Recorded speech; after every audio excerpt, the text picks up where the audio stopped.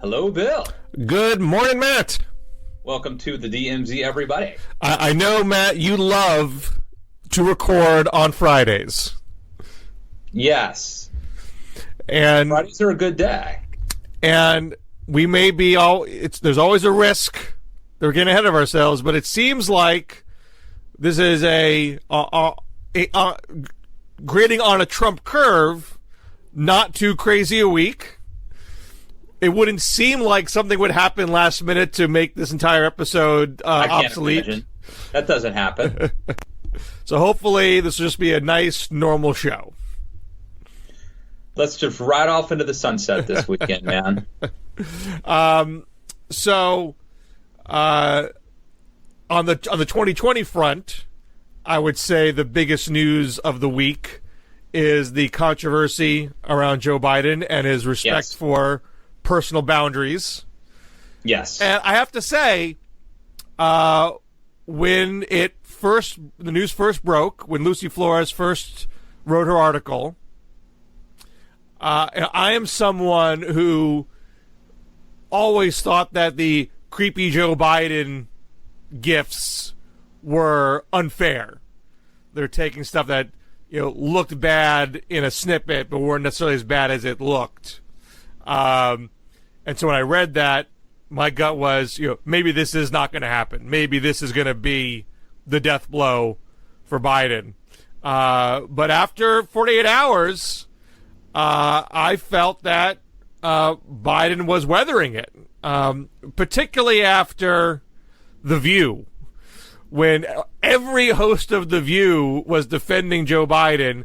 And not that I would argue that they speak for all women, but it seemed like we were having, roughly speaking, the same generational divide about Biden that I think Biden has always had in the past few years, where older folks are familiar with him and sympathetic to him, and younger folks sort of don't get it, and what's the big deal about this guy? Why do we want another old white guy?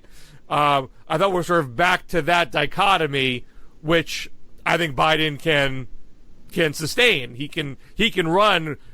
Living in that dichotomy, he could not run if he was going to lose his older base. Well, I think a couple of interesting things here. A lot of interesting things here. One is there's no doubt that the video and the images are weird. That doesn't mean he's Satan, but the fact that they exist in video and that they could be used by Samantha Bee or a political adversary, comedian, the Jon Stewart sort of thing. It's images of him doing weird things will keep coming up, right? You can keep tweeting them, the GIFs, all that stuff. So I think the visual aspect of this story is interesting and potentially very damaging to him. Although you're right, it feels like he's weathered the storm for now, at least. The other thing that I think about this story and actually like about this story is I think that the Justin Fairfax stuff, the Joe Biden stuff, is helping us have and it goes to Louis C.K. and Aziz Ansari too. I mean, I remember going on TV right after the Harvey Weinstein thing happened and basically being like, look, everyone knows what Harvey Weinstein is accused of doing is horrific, right? But there are all these there's nuances, there's other things that men are being criticized for doing, and I just think we need to know what the rules are. Let's not keep them vague. Let's be specific. What are the rules? And I was attacked by everybody else on my panel for how dare you? If you don't know what the rules are, then I can't. They were just apoplectic that I was questioning what are the new rules? I don't know. And I think that Joe Biden, that we're finally getting around to being okay, there are things that are horrible and they're disqualifying, and then there are things that are a little weird and maybe you shouldn't do them, or times have changed. I mean, Joe Biden's trying to frame this as norms, social norms have changed. I mean, I think there's an aspect of that it's self-serving, but I think there's at least an aspect of that's a true story. The good thing for me about this national discussion we're having is that I think it's forcing us to kind of realize that there's a spectrum of behavior, and that not everything on that spectrum is correct. And also the whole reflexive "I believe the women" thing, which I think always thought was very damaging. Of course, you should, if someone makes an accusation, you shouldn't immediately like attack them or something. But, you know, we have a presumption of innocence here. Long story short, like, I feel like this is a positive development in as much as it's making us realize that there are different points on that spectrum. Well, I think it's notable that all of the women, I believe all the women, at some point have said, I'm not calling this sexual harassment. I'm not calling this sexual misconduct. They might call it paternalistic, disrespectful to women, an invasion of personal space, an exploitation of his position of power, but they were not crossing that line and saying this is sexual misconduct. So I think that lowers the temperature to some extent on the accusations. But even having said that, when Biden has not challenged the credibility of any of these accusers. He's not saying he is believing them. Well, a lot of what they're saying is actually on tape, though. I mean, like, most of what they're saying is actually, like, we can show you video. Well, yeah, but as we have learned, you know, just because there is a clip or a photo, that doesn't tell you the entire story. The woman who is the wife of Defense Secretary Ash Carter, Stephanie Carter, she had her blog post on Medium saying, this photo of Biden holding his hands on my shoulders is being shared as evidence, and that's wrong. He's my friend, and I appreciate him doing this. So, you know, photo evidence is not the end of the story. But I want to tie this other point, though. So for Biden to essentially say, I'm not, women should share their stories. I respect their perspectives. I'm listening. You know, that sort of tracks what Al Franken first said when his accusations came up. And he's the one guy who went down. Yeah. Because he gave some credence to the allegations, and his pushback on it was at the very end when almost the entirety of the Democratic Senate caucus said, we want you to resign.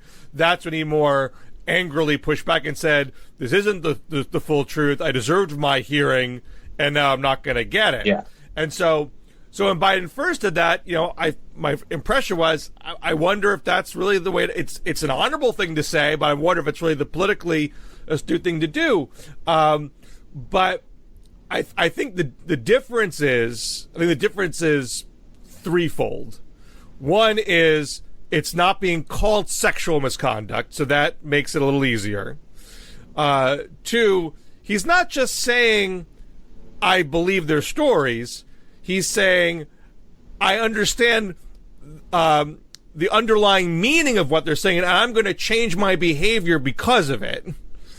And three, as much as it is a political challenge for him that he's been in politics for 40 years and he has a long history of votes and of statements and of actions that don't always look good in modern light, he also has accumulated an enormous network of friends and supporters. Yes. And so a lot of people begin to come out and saying, this isn't the full Biden. And all those people, I don't know how orchestrated this was or if it's organic, but to have people saying over and over,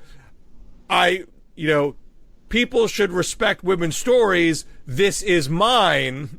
And that's the story is about what a wonderful guy is, and he's so and he connects, and and he's sympathetic, and he's empathetic. I think it was Isaac. I always forget his last name at the Atlantic. DeVore, who first wrote the fact this is happening before Biden announces is a negative because he doesn't have his team together and he can't respond quickly. Now he's back on his heels. I don't think that's borne out. Like, he has a natural network of people willing to give him support and reinforcement and cover. That I think is helping him, not just weather this storm, but I think he has a lot of women who are ready to stand by him and defend his record on women's issues generally. That's gonna. I mean, I can't say it means he's gonna win the nomination or anything like that, but it's gonna be more complicated than Biden botched the Anita Hill hearings, therefore he's dead in the water in the primary. I think it's gonna be a lot more complicated than that. Yeah, and I think part of it is that there are, maybe lessons that could be taken from this. Like, one is, don't quit. Mm-hmm. I mean, Ralph Northam didn't quit for a different kind of revelation. Justin Fairfax didn't quit. Bill Clinton didn't quit. Donald Trump didn't quit. Other people were ready to quit. They didn't quit. I could name some other names. I won't. The people who survive, some of them are colleagues. The people who tend to survive these things have one thing in common: they don't quit. They fight. And I think that's whether they're innocent or not. Some of them probably are. Some of them probably aren't. And they also go on the offense. Doesn't mean attacking the credibility of the accuser necessarily. But in the case of Biden, I mean, I think this is a good argument for being a good person who builds a network of loyal friends and colleagues. Well, it helps to have a record. Now, his record is complicated, but it's certainly not all negative. So a lot of going on offense often is attack the accuser, attack the credibility, deny everything. And so Jones. And so if Biden survives this without doing that, a more of a nuanced offense, it does at least, give people more reason to think about, okay, what's the way to survive here without compromising one's soul and credibility? Now, it's obviously different to survive in the Democratic Party than to survive in the Republican Party. You have to appeal to different bases of people to survive. The Northam case is interesting because his survival, people were often saying, well, he has to quit. And the response is, well, why does he? What is it in the rules? Is there any statutory authority that will force him to quit? He is already governor. Like, he's already won the election. And he doesn't have to run for re-election because they have a one-term limit in Virginia. So no one makes him leave except himself. And even the case of Franken, in one sense, did not have to quit. He could have carried out his term. Even if no one would give him the time of day, he could have said, I'm just not going to move. But I think he concluded, if literally everybody in my caucus, save for Amy Klobuchar, is saying I should resign, I can't sponsor a bill. But by now he'd be fine. Possibly. There's so much news. Think of all the things that have happened since Al Franken scandal that would have overshadowed it. I think it is possible that he could have been a functional senator if he stuck around. But I understand his thinking that I can't be a functional senator if literally everybody in my party won't talk to me. Then I am not serving my constituents well because I can't do legislation. I can understand. That's when you start cutting deals with Republicans. So in Biden's case, if Democratic Party voters are disgusted with him, then his campaign doesn't get off the ground. Like, it's not solely up to him to survive. He needs to win the support of actual voters. His poll numbers need to be afloat. His fundraising needs to still come in. But I was listening to Chuck Todd has a new podcast. Oh, just what we need. Another podcast. Hey, get out of my lane, Chuck Todd. Because he was doing a podcast that was more interview-based as a Meet the Press offshoot. Now this is more of like a pundit roundtable, sort of extra insider baseball pundit roundtable podcast. And they were talking about Biden. Now I'm going to lose my chain of thought again. But so forget what I was saying about Chuck Todd, because I can't remember what I was going to reference. But I do think that there is this generational divide in terms of Biden, you look at the demographics. Ron Brownstein at CNN did a analysis of the Democratic Party electorate, there are still far more older voters than younger voters, as important as the young vote is. Right. No, this is an interesting point, Bill. During the Trump election, it's fair to say people like me, the never Trumpers, were overrepresented in the media, like in terms of the conservative center-right media. And I think that kind of skewed perceptions about Trump's electability. And the same thing I think is true on the left. I mean, the average rank-and-file Democratic voter is a lot different than the guy writing at Slate or the gal writing at Slate. I'm sure they love being called gal over at Slate. The opinion leaders are not, on the left, are not necessarily representative of the Democratic electorate. Oh, this is what I remember from the Chuck Todd podcast, that someone whispered to him, some operative or some activist, I'm not exactly sure who, he didn't name names, was saying that this stuff was being leaked out on Biden for his benefit, to warn him that this was not his time, that he was going to get his... Should he wait? Well, that he shouldn't do it. That they should get out now, because this process was going to be brutal for him and ruin his legacy, and so he should get a taste of it early.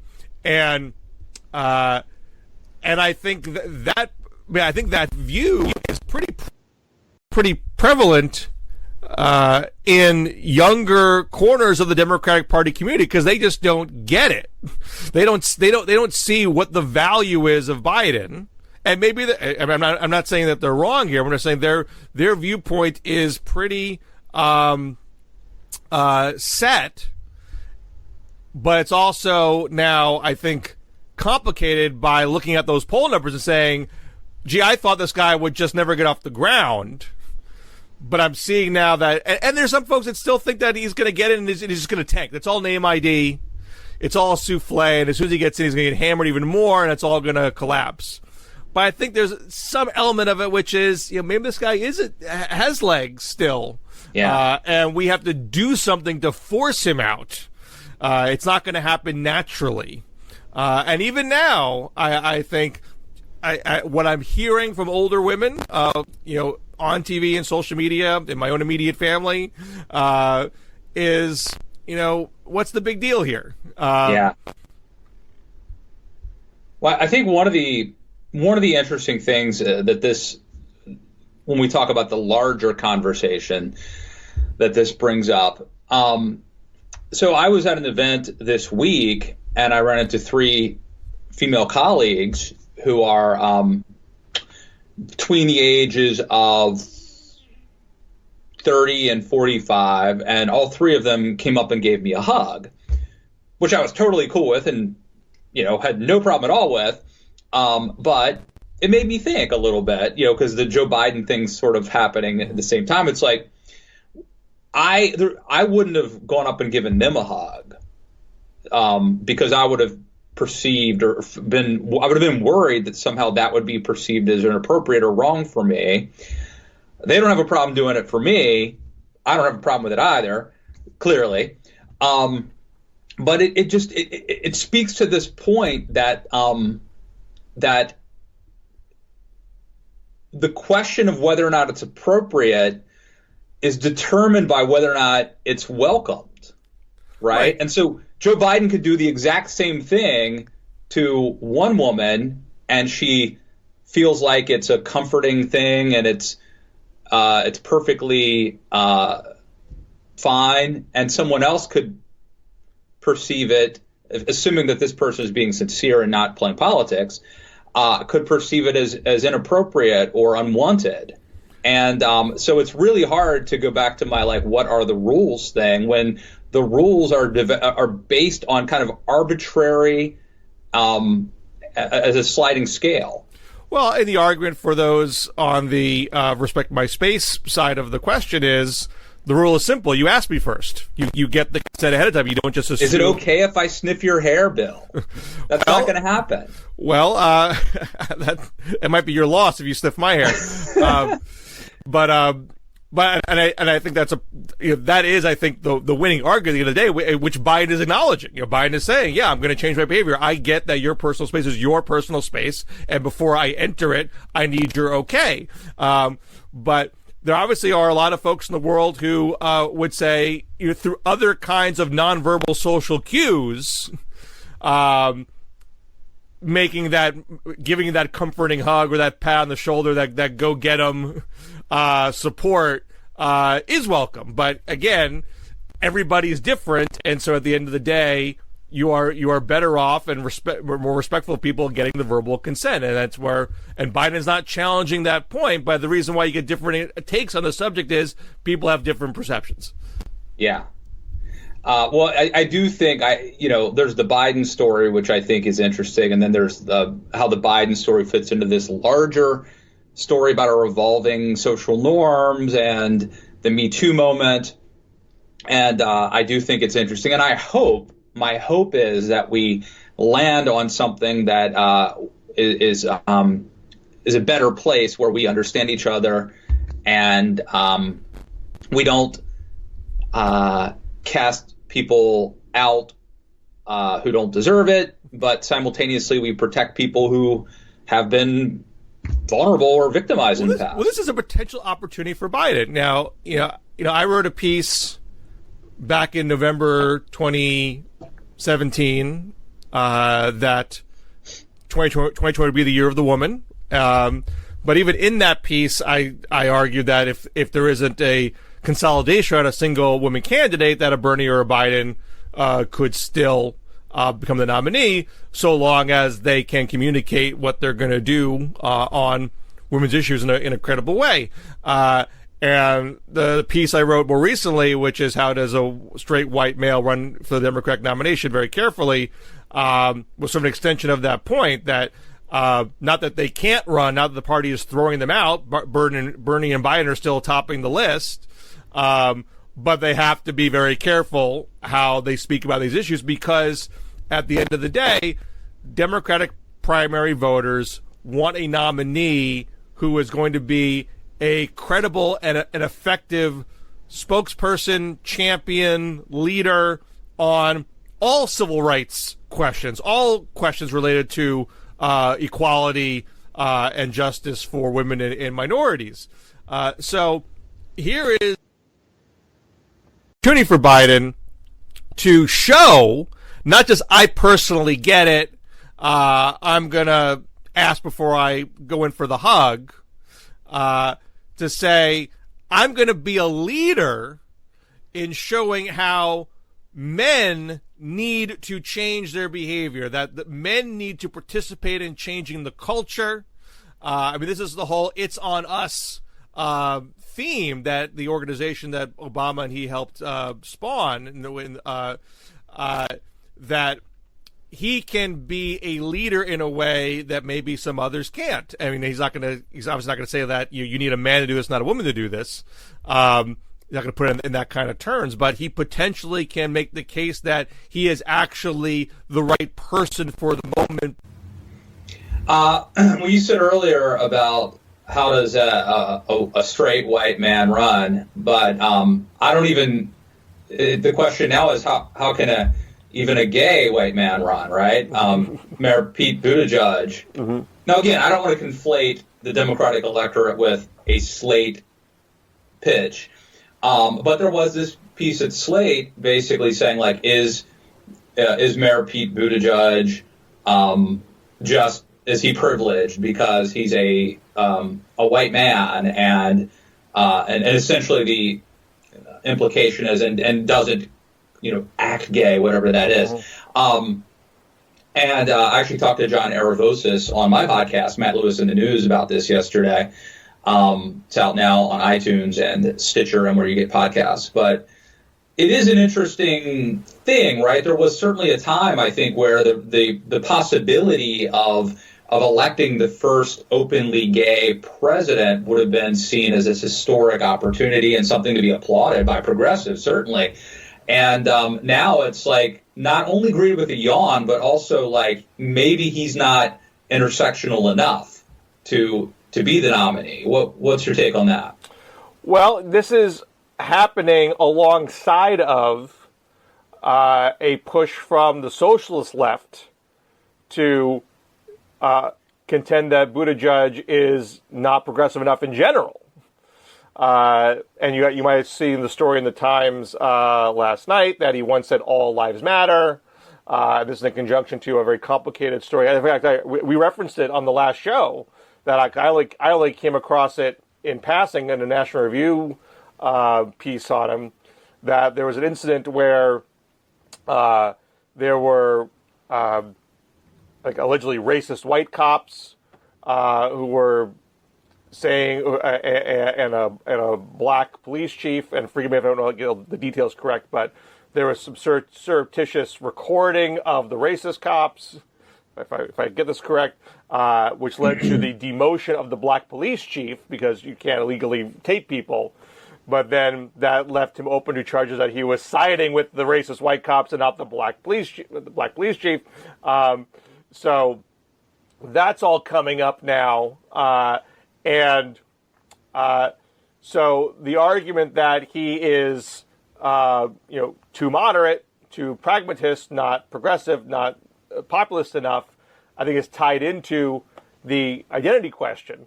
But obviously, as Avarosis, I know, and others have argued, gay is gay. Who cares how you present yourself? If you're going to be an openly gay politician, you are going to be subject to anti-gay rhetoric, whether it's overt or covert. And if you can break through that, that is a very big deal for not just gay Americans, but people in general, because it's going to make us a more welcoming society. It's not just that, though. I mean, everything you said, I agree with. But Aravosis actually argues that being a closeted young, or maybe just not closeted is the wrong word, but being a young gay man in South Bend, Indiana, in the 1980s or 90s or whatever, would have been a challenge that's very difficult, and that people may not fully appreciate what the struggles that someone like Buttigieg has been through. And to dismiss that or discount that as, oh, your life must have been easy because you could pass for straight, that is insulting and doesn't appreciate the struggles that Mayor Pete may well have endured. That's kind of what Aravosis is arguing. Now, having said all that, and if I can pivot away from the identity question here, I think it's what I think Buttigieg is benefiting from. I don't think it's primarily white male privilege. I think it's age privilege. He's being graded on a curve because he's below 40 years old and he speaks in paragraphs. Wow, he said something thoughtful, and he's young. That's amazing. This guy should be president. Because he hasn't put a lot of meat on the bones yet. Yeah. There's not a lot of clear sense of what his overall ideology is and how he would tackle complicated questions that divide the Democratic Party or divide the country. I think it's fine to be intrigued. It's not my place to tell someone who to like and who not to like. Yeah. But there is a cult. There is a cult of youth. Our culture likes youth. We fetishize youth. And even though the Republican Party tends to punish our young candidates, the Democratic Party tends to elevate them. I mean, it was John F. Kennedy, Barack Obama. And so I think that you're right that that Buttigieg is getting the benefit of sort of being this fresh-faced, young, handsome, youngish-looking wonderkind or whatever. But it may work because the Democratic Party actually tends to elevate their young rising stars and not. Whereas, I mean, let's just theoretically say the Republican Party, instead of nominating, I don't know, a Marco Rubio, would nominate a 70-year-old casino magnate. Let it go. No, never. But Trump was not young, but he was an outsider. He was not, he didn't pay his dues through the Republican Party. He wasn't a Bob Dole, emeritus type. That's a different. I agree, but that's a different point. This is about youth. I don't think the Republican Party is an older party, so Trump sort of fit the demographic of the party. But there definitely has been a shift in the Republican Party in its willingness to go outside of the traditional hierarchy because they wanted someone who they culturally identified with and stylistically identified with. Now, Democrats, not incorrectly, based on history, have a interest in finding people who are going to have that charismatic spark and not be overly saddled with a record of establishment activity. Bill Clinton, Barack Obama, Bill Clinton, Jimmy Carter, even JFK. I mean, he was in Washington, but not for very long.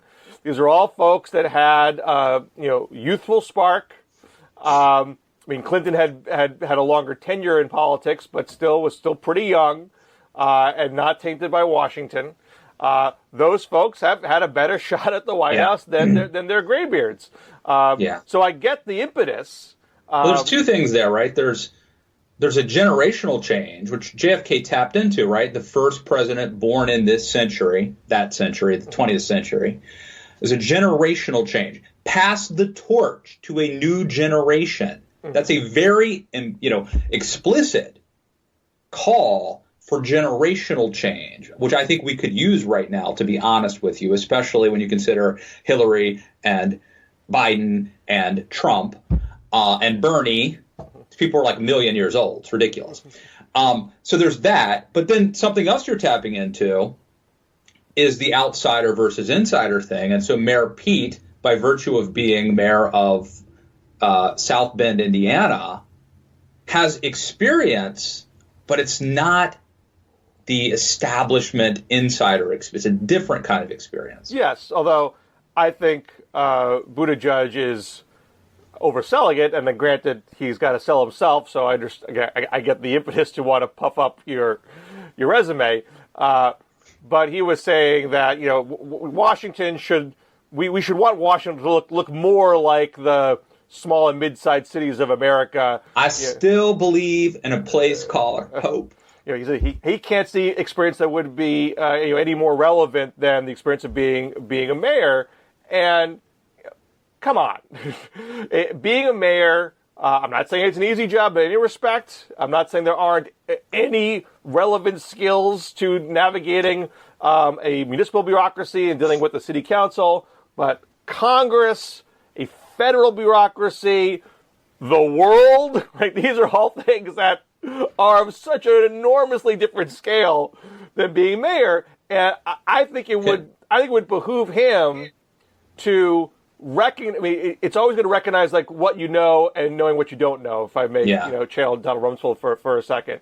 The known knowns and the unknown knowns. Right, and confidence is obviously important when you're running for president. You don't want to sound like you're in over your head, but anybody running for president, with maybe the exception of a former VP or a Secretary of State, almost anybody wouldn't have the exact perfect experience to be president, because being a president is such a unique job. There's always some element about it that you're going to have to learn on the job, and you should be thoughtful about that and candid about that, not just act like, I'm going to walk. I was a mayor, so I'm going to walk in here and kick ass. Like, that's not how it's going to work, buddy. No, look, I think that's true. I think that's true. But look, America has liked.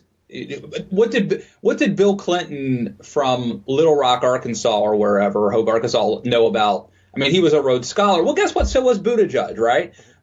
George W. Bush, a weak governor down in Austin, Texas. Maybe his dad was president. Okay. I don't know if that's an inherited trait that you know what you're doing. But Jimmy Carter, a peanut farmer. Now, also a nuclear submariner. Okay. Smart guy just like Buttigieg. But governor of Georgia, goes on to be president. Ronald Reagan, governor of California. So we have this tradition of electing governors. Now, mayor's different than governor. But I would argue that there's a point. I'd rather have a mayor than, say, like a congressman. Think about some of the things that Buttigieg has had to navigate. So part of it is, by virtue of being a mayor, think of the coalition and the interests and the constituencies he's had to keep together, right? There's Notre Dame right there. So there's a Catholic community. There's also a working class ethnic community, the labor union thing. I mean, he's had to learn how to navigate keep people happy. They've done some revitalization of blighted neighborhoods in South Bend. I think you see this as a little bit absurd. I think he could make an argument. Now, look, of course you need to know, foreign policy and all that and economics. But I think you could make an argument that his experience is at least as valid as, say, a Joaquin Castro's experience being in Congress. His resume is not that great. Well, there you go. He wasn't in Congress. He was mayor, and he was HUD secretary for like a year and a half. I mean, that's not a fantastic. All right, then the other Castro. Right. I mean, well, Beto's a former rep, and Okay, Beto's a better example. Beto. Sorry, you're giving me you're leading me astray here with the pronunciation. I think Beto is a better example. I think you could make a pretty compelling argument that Mayor Pete actually has more relevant experience for being president, and yet why isn't anybody questioning Beto O'Rourke's background or experience? I think people look. I hear a lot of why does Beto get to screw around on a road trip and be taken seriously? Why does Beto get to jump on tabletops and be taken seriously? Why does Beto get to do this or that? Beto's not doing well. Beto's at 8%. He came with an enormous amount of hype. I think he was at 12. Wasn't he in that Quinnipiac poll at 12%? I've seen a couple at 11 and a couple at 8. And the most recent one I saw was 8. So forgive me if I'm lowballing him a little bit. But considering the enormous amount of hype that he came in with, that he's now, roughly tied with Kamala, jostling for third place. It's considerably well behind Biden and Bernie. Yeah. So I don't get the sense that he is on some sort of, nonstop upward trajectory. I mean, how much Beto have you heard about since the Buttigieg boomlet? And because he went from 1 to 3. Yeah. So I don't have any sense that what Beto has done is some sort of model for other candidates to do, or some specialty that non-white male candidates don't get to do. It strikes me as a model of what not to do if you actually want to become president. So I do think this is a good time for us to settle on the DMZ style guide for pronunciation. I think we've settled Buddha Judge. I'm going Buddha Judge. Buddha Judge. Yeah. It's Beto. Yeah. Beto. More like a D than a T. Beto, Buddha Judge, and then Kamala. Yes. Like a comma. Yes. So that's, who knows if we're doing it right, but this is the DMZ style guide for pronunciation.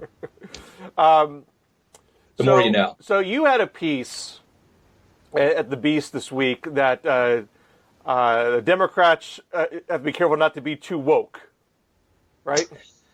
Well, yeah, and this fits into the Joe Biden, Buttigieg, Beto, white male privilege rubric argument. I think that Democrats are, not to use a politically incorrect term, but sort of handicapping themselves.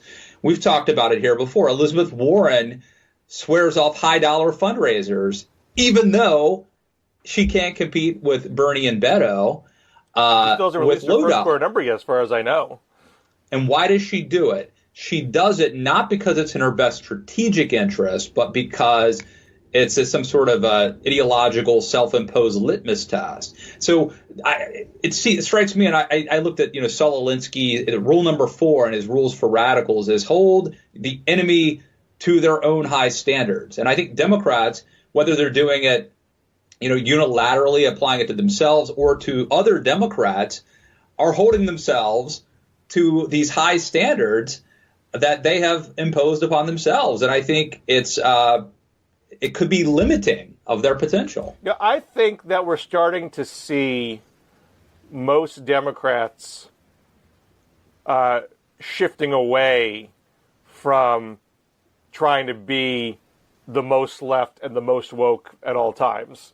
You mean just recently, just in the last? Just recently, man, and I don't want to overstate it. I guess a lot of these things still play out, but for example, Cory Booker saying he doesn't want to junk the filibuster. Bernie Sanders saying he doesn't want to junk the filibuster. Kamala Harris during the AIPAC conference tweeting out a picture of herself with the California chapter of AIPAC. Joe Biden repeatedly saying that we have to work with Republicans and we can't get things done without bipartisanship. I think there's a lot of folks who are recognizing that you're trying to out Bernie is not going to get you very far because there's only one Bernie. Oh, and also on the fundraising front, I mean, you're seeing people, not loudly, but doing the high dollar fundraisers, recognizing, going uber pure like Warren is not helping Warren all that much. She clearly has not proven that she has the small donor juice to match what Bernie is accomplishing. And so they're recognizing there's no other way to do this, to break out of the pack without having some cash.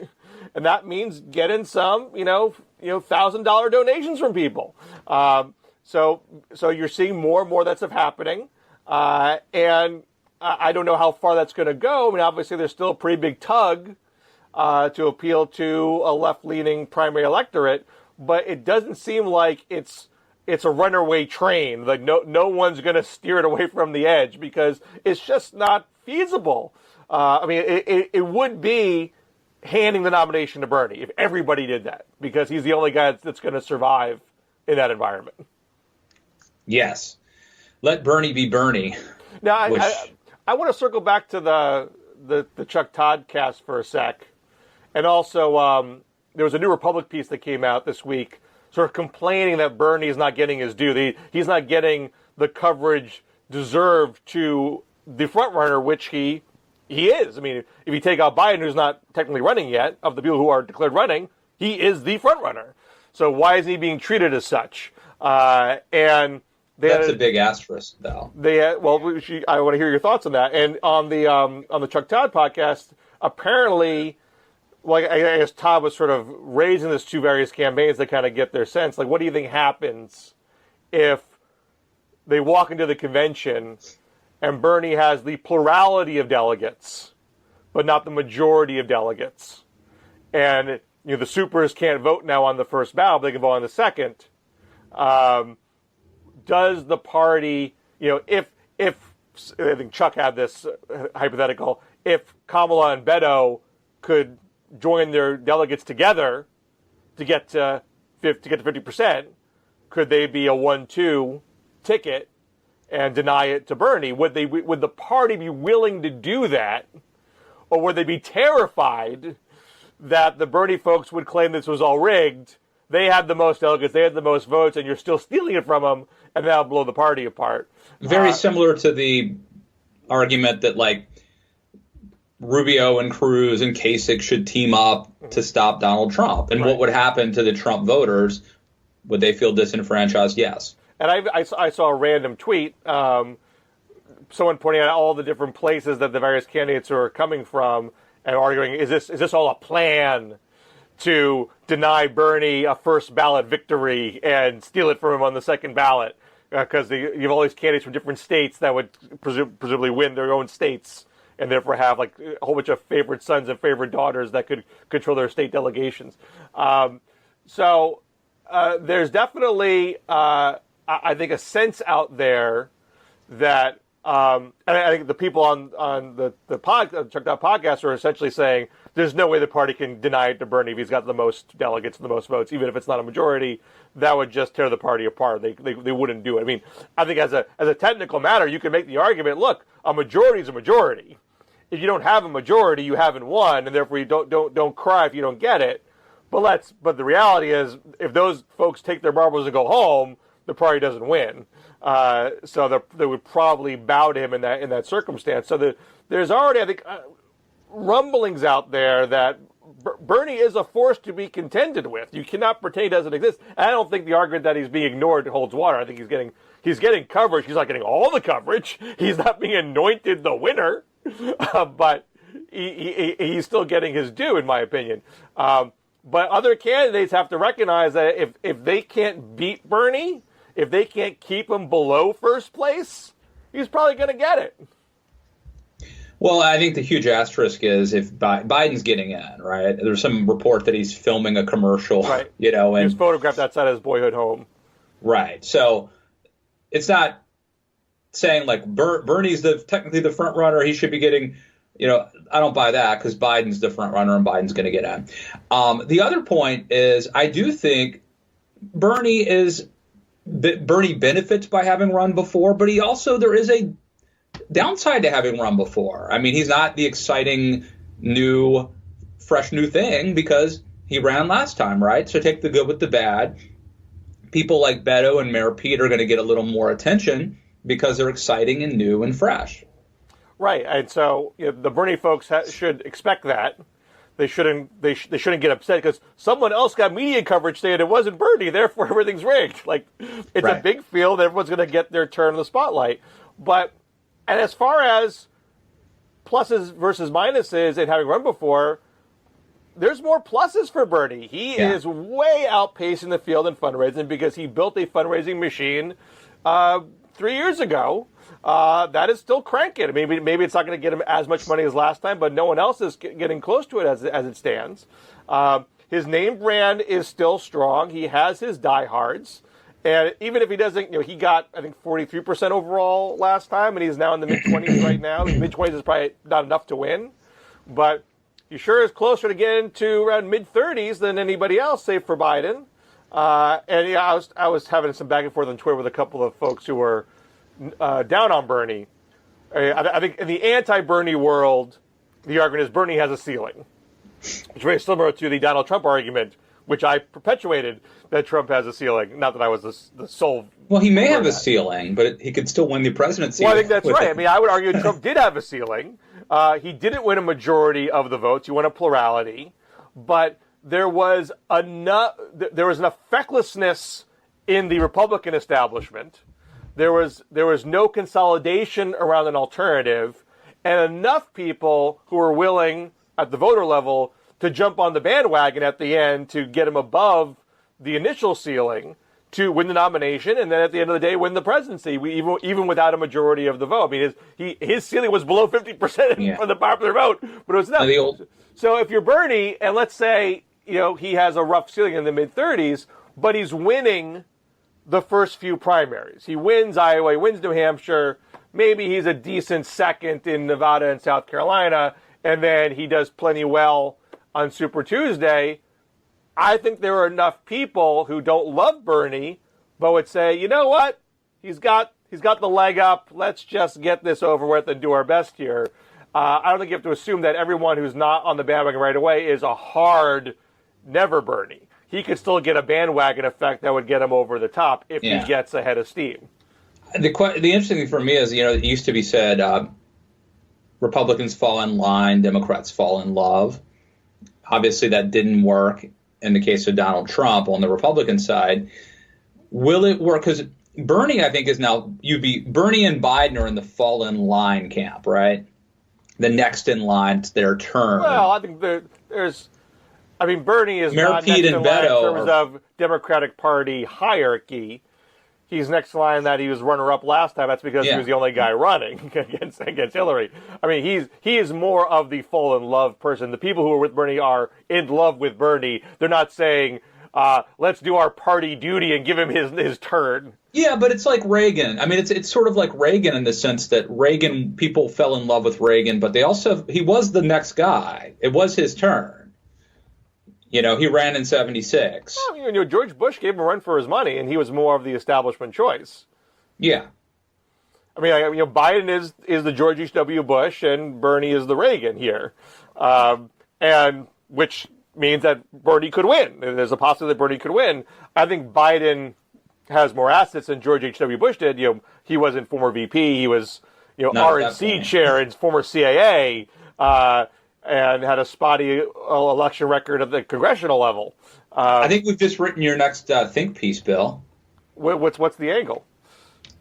Biden is Reagan, or Biden is Bush, and Bernie's Reagan. Yeah, but I think there's some parallels, but they're not strong enough, in my opinion. Well, has that ever stopped a think piece before? But there really shouldn't be any excuses if Bernie loses again.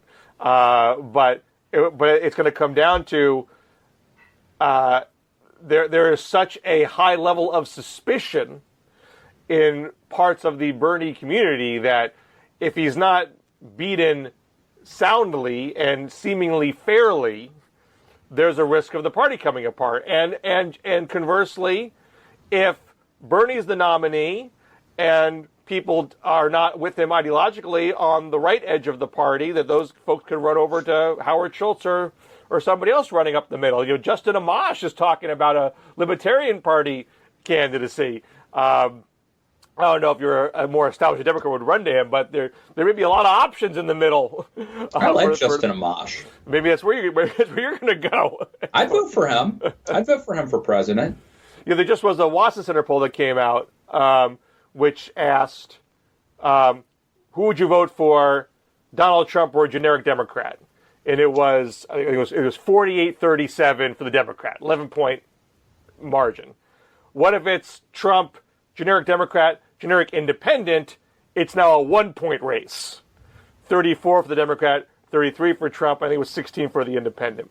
And the independent was drawing from both moderates and liberals. So then in the analysis of the Watson Center said the Democrats run a risk on both ends of the spectrum.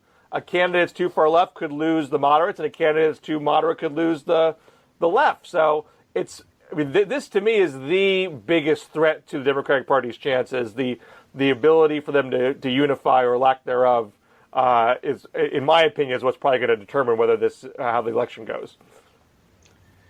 Sign me up for the Amash camp, so we'll see how that comes together. So if it was Biden, Amash, Howard Schultz, Trump.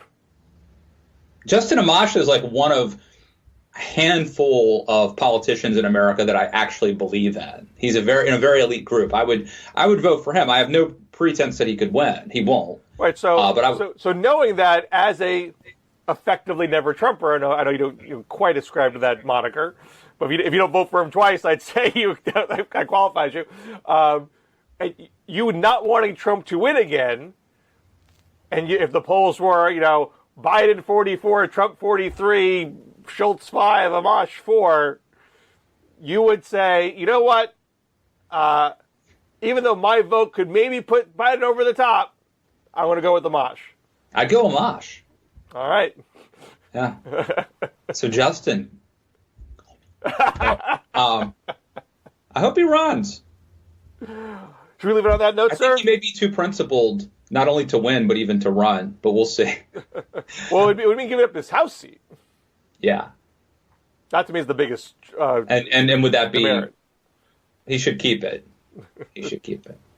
All right. Oh, another delightful and amazing episode of the DMZ show. Anything you want to plug before we go? Yeah, like I said, check out my interview with John Aravosis, where we got into a lot of the stuff we talked about today and more, different. So check that out, and it's Matt Lewis in the News. And read my stuff, of course, at the Daily Beast. I think you mentioned it, my piece about if Democrats are too woke, now available. Now liberated from behind the paywall at the Daily Beast, so check it out. I got nothing to plug this week. I spent a lot. I give a speech at Tufts on Wednesday, and I had a little lunch chat with some Harvard students. This is all sponsored by the American Enterprise Institute, and so I spent a lot of time working on my remarks, and I didn't do any other writing. But I will have a column for Real Clear Politics out this coming Monday, and what I think I'm going to write about is I'm going to defend Bernie's decision to do a Fox News town hall. So again, talking about being not too woke. Even Bernie's going over to Fox, just like Howard Schultz. So we'll see a rare defense of an act of Bernie's on my part. Only Nixon can go to China. Only Bernie can go to Fox. So till next week, Matt Lewis. See you back here in the DMZ, Bill Scher.